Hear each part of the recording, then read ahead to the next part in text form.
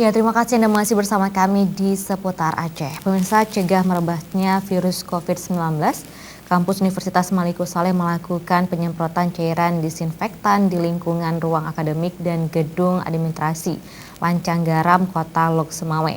Penyemprotan tersebut dilakukan untuk pencegahan penularan virus corona di area kampus selama nonaktif belajar tatap muka.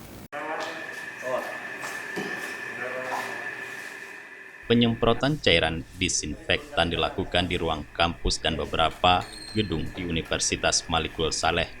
Penyemprotan tersebut dilakukan sebagai upaya pencegahan penularan di kawasan tempat pendidikan tersebut.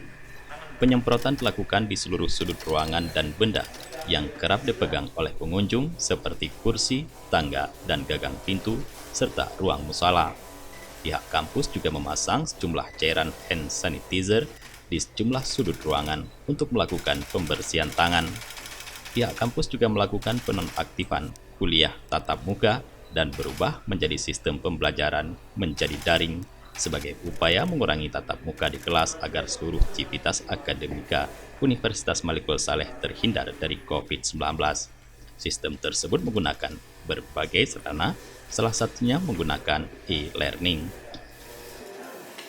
Dengan ada pencegahan awal yang kita lakukan, kita berharap penyakit yang mungkin sekarang lagi ngetren, yaitu virus corona ini bisa terus mati dengan sendirinya, bisa kita antisipasi sehingga proses belajar mengajar kita tetap berjalan sebagaimana mestinya. Perubahan pembelajaran daring tersebut dilakukan selama 14 hari menurut arahan Rektor Universitas Malikul Saleh ini merupakan bentuk upaya agar mahasiswa, dosen, dan pekerja lainnya terhindar dari penularan virus corona. Dari Lok Semawe, Tim Liputan Aceh TV melaporkan.